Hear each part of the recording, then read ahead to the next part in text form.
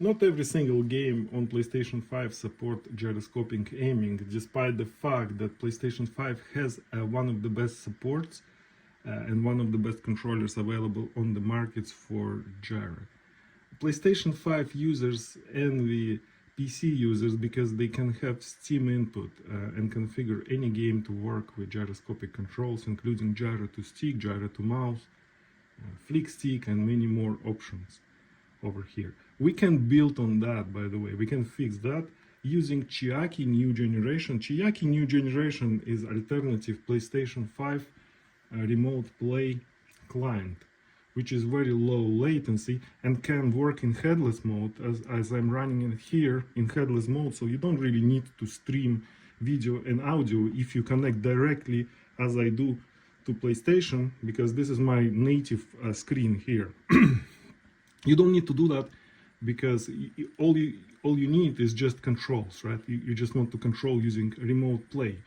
And with that comes this brilliant possibility to use chiaki-ng as non-Steam game in Steam with full support for Steam input. As you see over here, I have it configured and the remote play and everything works fine with gyroscopic controls now. And the reason for that, because I have a profile which I made, which does this gyro to joystick camera. It's a kind of a new way of doing that in Steam input. There was like a gyro to joystick, but now they changed it to gyro to joystick camera, and you can use it now in order to do everything you can do on PC, but you can do that now on PlayStation 5.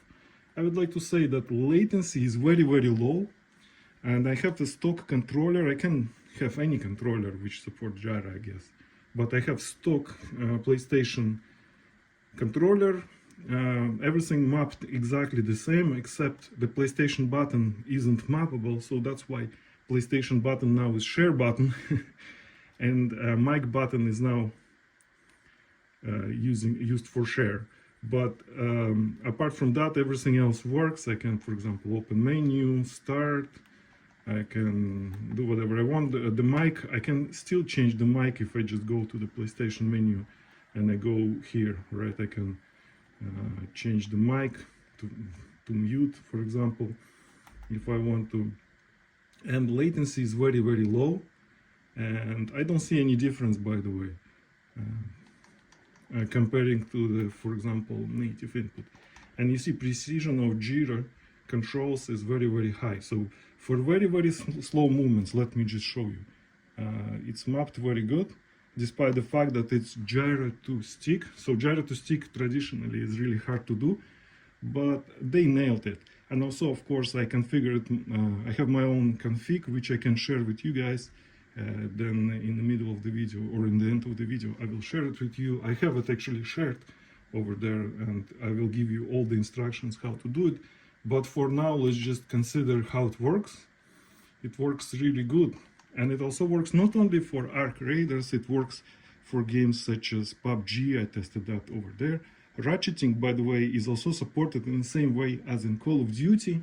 So it's like a touch ratcheting. So if I touch the touchpad, ratcheting is engaged.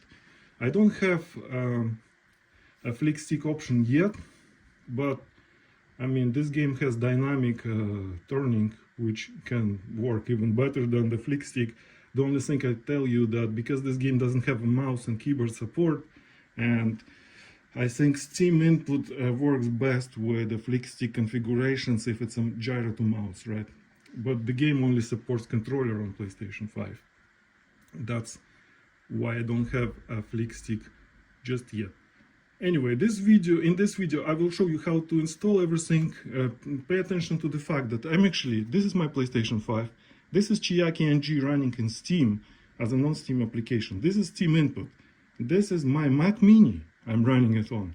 So previously people were doing similar setups with DS for Windows, and it was only working on Windows. This setup will work on any platforms supported by Steam and chiaki-ng, which includes Mac OS, it includes Windows, it includes Steam Deck, Linux, I don't know, maybe more platforms in the future if they're any platforms like that. But this is very universal way of adding Steam input to PlayStation 5. Unfortunately, yes, you need additional computer in order to run this setup. I'm a streamer, so I'm streaming anyway, and I have a streaming PC. So this is my streaming PC, and it's already kind of also working as a Steam input machine right now. It's a Mac Mini. Unfortunately, scarcity because of the AI applications is very popular, but I mean, you can use any computer. I think you don't need to have a Mac Mini. You can have any computer you want, which supports Steam and chiaki-ng. Okay, now when I just show you how it all connected, let's just go and see how to configure it and how to make it work for you. In order to use my method, you will need to install chiaki-ng as a non-Steam game, like right over here. And how to do that, you just go to Google and then you look for chiaki-ng, download. When you find releases on GitHub, you just go to the releases, find the release which is appropriate for your operating system. In my case, it's a Mac. I'm using Mac and M4. I'm going to install ARM64 release fixed, but it works as well on Windows, Linux. It works on Steam Deck. After you install Chiaki, you have to first of all run it directly, so like that, chiaki-ng, without Steam, and make sure that it starts. And also controlled by the controller. And another thing is that it has enough privileges to work with Steam. To check that, you go to System Settings, and then in the privacy settings, go to the accessibility and make sure that Steam is there and it's enabled. And another setting is in privacy and security, input monitoring. It makes sure that Steam is there and enabled, and also chiaki-ng is there and enabled. When you did that, you will see when you start the Chiaki, that you will see the list of consoles, and then you will need to authenticate with your PSN over here. I already did that, but you will follow the process. It will allow you to log in as your PSN account, will redirect you to specific page, and will allow you to log in. Let's skip that. Another thing which it's available anyway for Chiaki, you can Google for that. And then make sure another thing, that if you use my method, you will need no audio and video. You just disable them, like over here, because we only care about input. Okay. Now, with this out of the way, go to Steam, and in Steam, go to the properties, make sure the controller you connected, and I have DualSense Edge connected, has Steam input enabled. Another important thing is that you go to Steam preferences, find controller over here, and you disable idle gamepad shutdown. So put it to never. Okay, the Steam input is enabled. In that case, you just go to also check.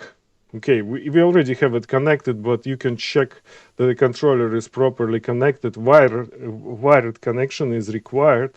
I mean, wireless is also supported, but very poorly.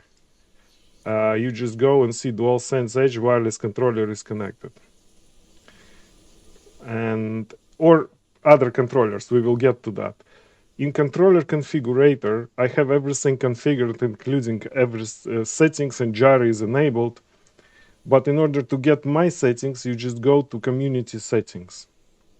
If you go click here, community layout, find FPS Gyro DualSense Edge layout, and then apply layout. It will have my settings, which we will discuss now. Okay, the settings are out of the way. We can now start Chiaki from the Steam.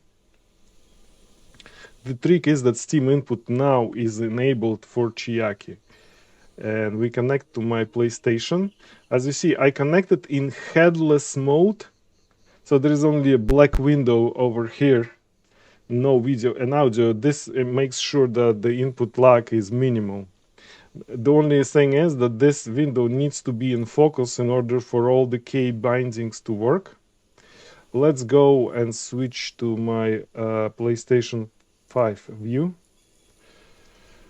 As you see now, everything works, including gyro.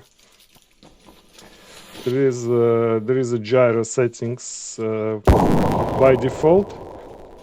Make sure that your input curve is linear for all the games because it's better. I will show you quickly my settings. First of all, I have field of view at 80. It's important as well for the sensitivity. And in my wireless controller, I have horizontal sensitivity 160, vertical sensitivity at 80, and look response curve is linear, and in dead zone is at 0 because we don't need the dead zone for the gyro. It actually interferes with gyro. Dead zone is at 0. But as you see, everything is very smooth. The connection is good, and then when I aim, it's really minimal movements supported. So Steam input is brilliant in that regard. And if you still have some sort of kind of drift, there are two things which you might need to do, right? First of all, drift may come not from gyro itself, but from the stick. Then in that case, you go to Steam input settings, and then you will need to configure dead zone for your controller. So if you go to properties of the controller, I don't have it, but I'm just showing you how to do it if you have. So if you go to edit layout, joysticks, and then you go to joystick settings, then you will be able to configure a dead zone over here. I have it set at controller preference, but you may set it to custom and whatever you want. Another thing to do before you actually use the controller, you may want to leave it alone on the table like right now and click calibrate. It will calibrate your gyro settings. So it will take out any question of a dead zone from the equation. Now, let's go back to the game and just see what else do I have there. There's a little small thing which in Steam input on Mac, maybe on Windows too, you can't really map the PlayStation button. That's why the PlayStation button on this controller is configured on the share button. If you want to use share button, also mic button is not supported for mic muting, so that's why I set it to be a share button. Everything else works exact same as on normal controller, including back buttons. Additionally, you can also configure these little buttons. They can do something as well. This is mappable through Steam input. This is a funny extra. You may have some extra optional buttons, right? And for the ratcheting, I'm using the touch screen, a touch pad. So if I touch it, it's ratcheting. Okay, so nothing moves. Because it's a Steam input, we can support many more controllers. We can support all the controllers which are supported by Steam, and this is many controllers. Let's have an example. For example, I have Dual Shock from the PlayStation 4. Let's connect this one and see how it works. So if I connect it, I have it modded, so I have a USB-C. I connect it. And you see, it works as well. So if I just remove this, it works as well. But the magic, why it is working so smoothly, right? Because I already have a config as well for it. I tuned the config. By the way, this is funny controller. It also has back buttons by Sony. This is very rare accessory for DualShock. I have it. So now I can just ratcheting works the same way, but because there is no mic button, actually share button works as share button, and the PlayStation button is left side of the touchpad click. So that's my DualShock configuration. By the way, you just want to see how it's get my configuration. You can easily find my configuration in Steam. Let me show you where you can find it. So if you go to, by the way, as you see, it's automatically connected already. Dual FPS Gyro DualShock 4. But in order to install it first, you just need to go to the community layouts, find FPS Gyro DS4, click and apply layout, and then it will remember your settings. By the way, never forget to put it into the focus. And it will remember your settings, and accordingly it will work. So as you see, I also have yeah, works perfect. I also have a config for normal DualSense, sorry, for just a stock version of DualSense.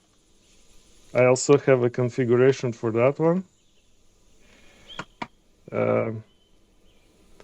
As you see, it works similar way as my Edge, but it has a different config because they have different resolution of their gyro. So this DualSense needs a different config. Again, I just show you. I'm sorry for this being so tedious, but I just want to share all the configs with you guys. So you go to the config properties, controller configurator. You see I have FPS Gyro DualSense Edge set now, but you just go to community layouts and you find FPS Gyro DualSense, not DualSense Edge. Applying layout. It has a slightly more gyro sensitivity set because the rest of the settings are almost identical. So you just go and check this one. Again, I'm just saying that because they have different actually sensors. I think that's why this one is a slightly different one. But when you use my config, again, the same thing. PS button is set to share. The mic button is set to to the mic, and this one doesn't really work. Ratcheting is touch, and your stick is also, I have configured dead zone as well over there. Some people might ask, okay, you have gyro always on, but you can, instead of doing gyro always on, can you just aim with gyro and the rest of the stuff is with the stick? First of all, I don't recommend this because this is fun to use it always on, because you can always put your hands on a table unstable, and the gyro will not interfere, and you can always use gyro from the hip fire. But anyway, in case if you want to do that, if you want to exclude always on, you can just go again to the settings of the controller, go to properties, go to controller configurator, edit layout, and in the trackpad, in the actually gyro, you can configure gyro here. You see, I have hold to suppress gyro, so which corresponds to ratcheting, but you can change it to hold to enable gyro, right? And change the button to be a left trigger. Okay, and then remove the touchpad. In this particular case now, the L2 button now enables gyro. So if we go again and check how it works in the game, let me put a focus back. You see, gyro is now not working, so my stick is working. Everything is like working as normal, but when I aim, I can still aim with gyro. Just for fun of it, I also configured the other controller, which is the controller I'm just testing again. It's a controller for Nintendo Switch Pro. It's a first Nintendo Switch Pro controller. That's the only one I have. You can put it in, and first of all, just it's a little bit capricious, so you have to press some button in order to make it work. Let me see how to make it work, because on Mac, I mean, it's not always easy to make it work on Mac. It's not turning on. Okay. It turns itself on. Okay, you see, it's on. The only problem is that sensitivity of gyro, I have a ratcheting on plus. The sensitivity of gyro is a bit different. I was not able to create a nice control. Like, it works more or less, right? If you really totally need to check how it works, and yeah, I have like a PS button mapped to this button, like, which is a little circle, and then double press is actually share button.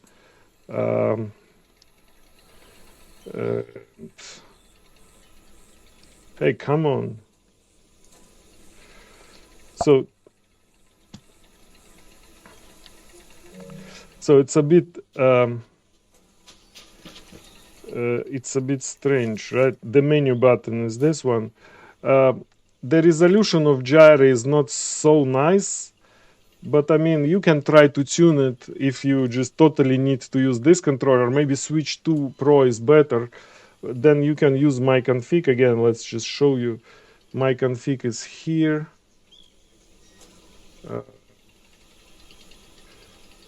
So if you go, you see switch Pro controller, so you can go to community layouts, FPS gyro switch Pro controller, and this will enable it.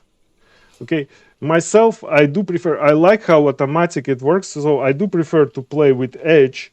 So I just, and also like my dual shock anyway from PlayStation 4. But in Edge I just connected, and I like how automatically everything is reconfigures itself. And I have now PlayStation controller enabled in Steam Input, and if you go to controller configurator, my profile is already, it's, by the way, it's a little bit strange here because it's using dual sense, but I can always switch to my Edge layout. I think they don't see a big difference between them.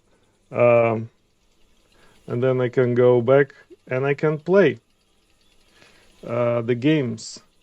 It's not the only game. The Ark Raiders is not only one game. I have this set up.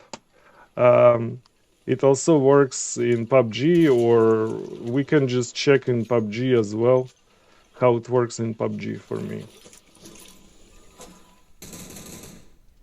Now I'm in PUBG. Works the same way. PUBG also has very good like dead zone support. I don't really need to do much. I didn't change anything in my Steam input settings.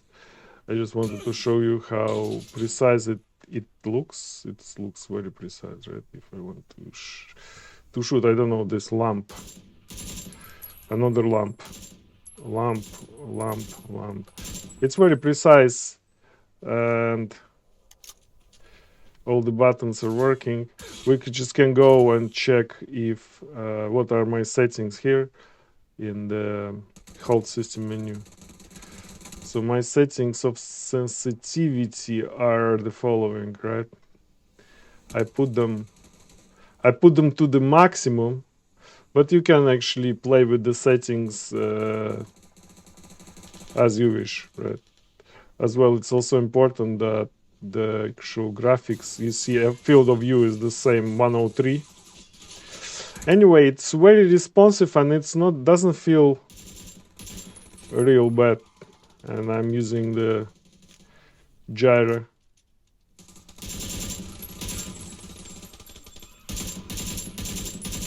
Okay, it's a training mode, but believe me, I can play normal. I'm not a very good PUBG player, but I can play it. I hope this really helps you guys. I hope that it's just help you to play any game with dual sense edges or whatever using gyro in any game, even PUBG and arcades which don't support gyro. And thank you for your attention. Bye.